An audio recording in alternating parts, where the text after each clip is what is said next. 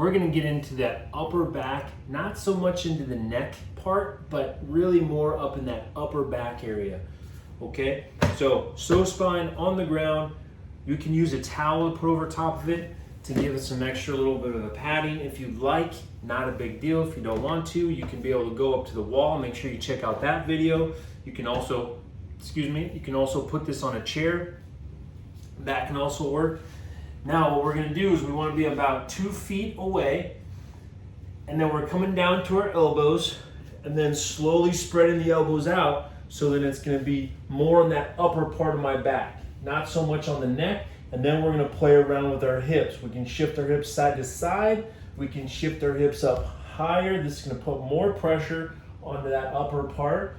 And then we can be able to, same thing, when our hips are in the air, we can go side to side, really get into that upper back. We have a lot of back muscles that go up and down our spine. They overlap each other, okay? And there's like strands. And you can feel that when you go side to side, you'll feel those little strands go over top of that peak. And that's really helping free up a lot of those muscles so they're not getting all bound up and then causing some tension in that back, especially because we look down so much on our phone and our computers, how we drive, how we sit, gravity, all this stuff, right?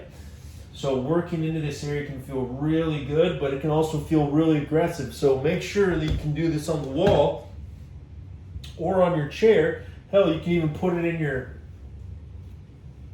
you can put it on your seat when you travel. Just be really smart when you're driving. Do it when you're stopped. When you're in traffic, then put it aside. Don't get distracted. When you're flying, feels amazing, right? Now, I can also go up and down, pulling back and forth. Showing a little bit of thigh here, huh? Hey. So, back and forth, up and down. This can feel really good too. I can do the same thing on the wall.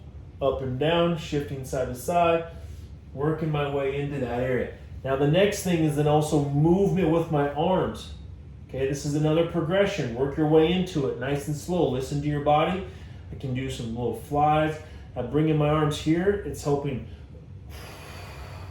Breathe. If you have to breathe through your mouth, breathe through your mouth. But ideally, try to breathe through your nose. And just telling that area to relax. Okay? This area can also, you can also overdo it because it can feel really good and you just want to get into those things and clean that up because you haven't found a tool to do that, but you found one now. Whew. But don't overdo it. Okay, you have this tool now. You can use it multiple times a day. Bring it to work. Use it on the wall before a meeting, after a meeting when you get all stressed out. Use it at the house. Use it on the wall before you're cooking, after you're cooking, when you're sitting down watching TV. Spread it out. Use it in the morning. Use it at nighttime. Just don't overdo it in one setting, okay? Check out those other videos. We're here to help. Reach out to us.